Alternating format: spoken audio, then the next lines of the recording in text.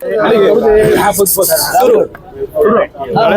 मी आता राज्यपालांसोबत तुमची चर्चा झाली, बैठक झाली, काय म्हणणं होतं त्यांचं, तुम्ही त्यांना काय म्हणता?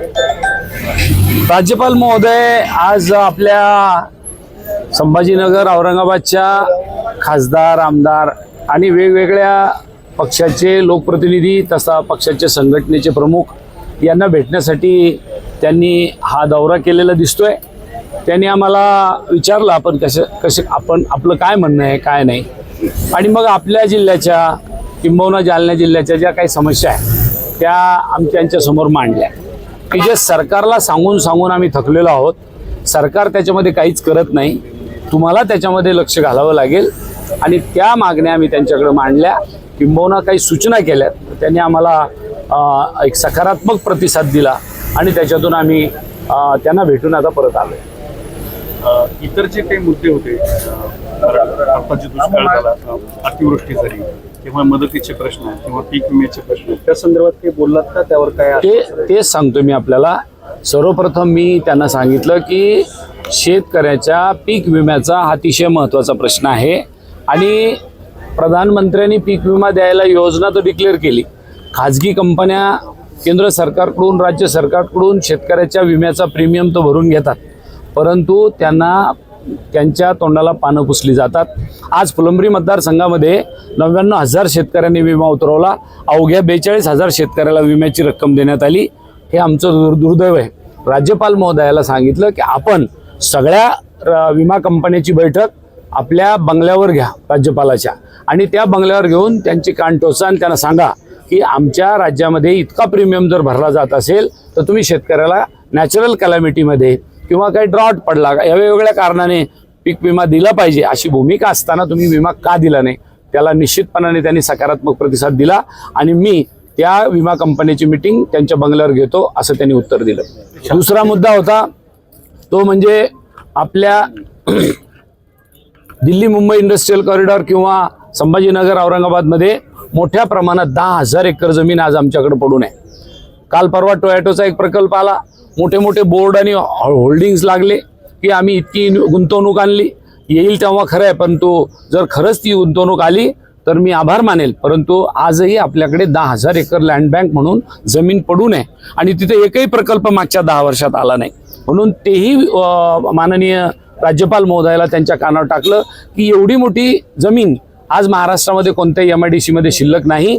तर राज्यपाल महोदयाने त्याच्यात सुद्धा सकारात्मक प्रतिसाद दिला, म्हटले आता जितके प्रयत्न मला त्याच्यात करता येईल ते आपण करू, परंतु याच्यामध्ये जे काही कमी जास्त राहील ते याच्यानंतर काही दिवसांनी निश्चितपणाने आचारसंहिता संपल्यानंतर आपल्याला त्याच्यात लक्ष घालावं लागेल। हा दुसरा मुद्दा होता। तिसरा, जालन्याला पंतप्रधान महोदयांनी 2 वर्षापूर्वी ड्रायपोर्ट नावाचा एक पोर्ट, लँडवरचा जमिनीवरचा पोर्ट बांधला, आणि तो पोर्ट बांधून पडला। 2 वर्ष झाले त्या ड्रायपोर्टमध्ये काहीही सुरू नाही। वास्तविक मोठं इंडस्ट्रियल बेल्ट जालन्याला आहे, स्टीलची इंडस्ट्री आहे, सीडची इंडस्ट्री आहे, आपल्या संभाजीनगरमध्ये ऑटोमोबाईलची इंडस्ट्री आहे। आपल्याला सगळ्यात तिथं जर आपला ते कंटेनर गेलं किंवा ट्रेलर गेला तर तिथं जर त्या रेल्वेमध्ये गेला तर अवघ्या 8 तासाच्या आत तो मुंबईला पोहोचेल, जहाजावर जाईल, आणि 16 तासाच्या आत तो दुसऱ्या देशाला पोहोचेल किंवा 32 तासाच्या आत पोहोचेल। पण दुर्दैवाने ते ड्रायपोर्ट सुरू नाही। तीही विनंती आदरणीय राज्यपाल महोदयाला केली। अशा पद्धतीच्या वेगवेगळ्या मागण्या, औटरम घाटाचा प्रश्न होता त्याच्यात टनेल करा अशी पण एक विनंती केलेली आहे। अशा पद्धतीच्या औटरम घाटाच्या बाबतीतही त्यांनी सांगितलं की 3 पर्याय जे केंद्र सरकारला निवडायला दिले त्यातला लवकरात लवकर एक पर्याय निवडावा आणि औटरम घाटाचा कायमस्वरूपी प्रश्न सोडवावा, अशाही पद्धतीची एक भूमिका घेतली। आणखीन एक सगळ्यात महत्त्वाचा मुद्दा म्हणजे शेतकऱ्याला क्रॉप लोन राष्ट्रीयकृत बँका देतच नाही, आणि ते सरकारलाही दाद द्यायला तयार नाही।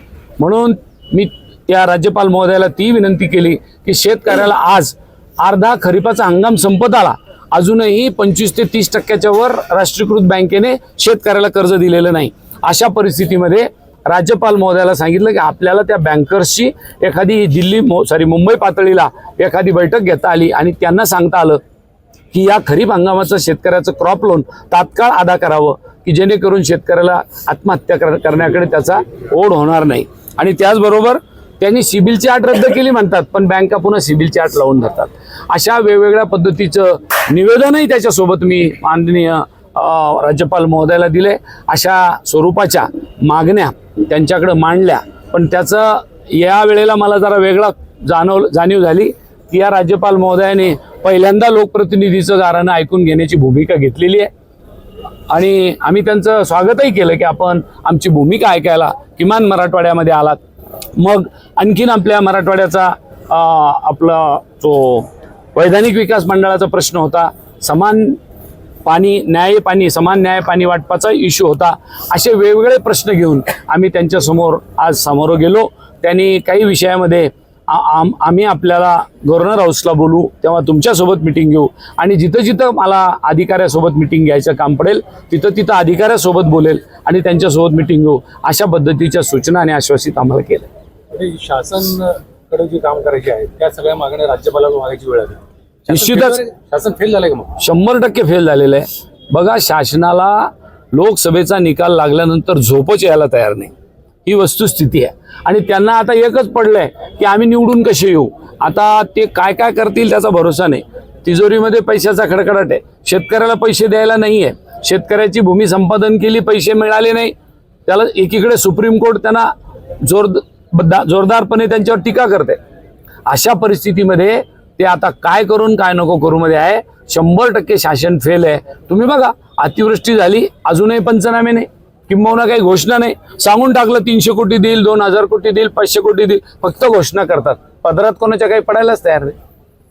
तर गेल्या कॅबिनेट बैठकीमध्ये 59,000 कोटीच्या तरतुदी करण्यात आल्या होत्या, पण अजूनही पैसा वर्ग करण्यात आलेला नाहीये. 46,000 वाढलेल्या आहेत. 46,000 जवळपास 14 होते हा. आणि 45 रेग्युलर होते. टोटल 59. अजून शेतकऱ्याच्या आत्महत्या वाढलेल्या आहेत. तर 500च्या वर शेतकऱ्याच्या आत्महत्या मराठवाड्यात झालेल्या आहेत. कशी गंमत आहे बरं का. हे दुर्दैव आहे आपलं. मराठवाड्यामध्ये एखाद्याने येऊन आमची चेष्टा करावी, राज्यभराच्या मागण्या मंजूर कराव्या आणि त्या मराठवाड्याच्या 17 सप्टेंबरला क्रांती दिनाच्या दिवशी, आमच्या मराठवाडा मुक्ती संग्राम दिनाच्या दिवशी आमच्या माथ्यावर माराव्या आणि सांगावं की आम्ही तुमच्यासाठी 59,000 कोटी रुपये देतोय. हे दिवसा ढवळ्या आमच्या डोळ्यात अंजन घातल्यासारखं आहे. असं यापूर्वी कधीही काँग्रेस किंवा आघाडीच्या सरकारने केलं नाही. हे मी त्या संदर्भातला इथं निषेध व्यक्त करतो की अशा पद्धतीचं काम राज्यातल्या सरकारने करायला नाही पाहिजे होतं. आज तर मला असं ऐकायला मिळालं की ती जी कॅबिनेट मिटिंग झाली होती जेव्हा 59,000 कोटी रुपये आम्हाला डिक्लेअर केले होते, त्याचं अद्याप प्रोसिडिंग सुद्धा तयार नाही. हे किती दुर्दैव आहे आमच्यासाठी. ही घोर फसवणूक आहे मराठवाड्यातल्या मंडळीची. दुसरं, स्वतंत्र मराठवाड्याच्या मागणीकडे कसं बघतात? बघा, आता हा विषय अजून वेगळा आहे. मराठवाड्याला स्वतंत्र करावं या मागणीशी मी कधी त्या संदर्भात आमचा पक्ष किंवा आम्ही अजून त्या पद्धतीची मागणी केलेली नाही. परंतु एक मागणी जरूर आमची आहे, विना 8 मराठवाडा हा महाराष्ट्रामध्ये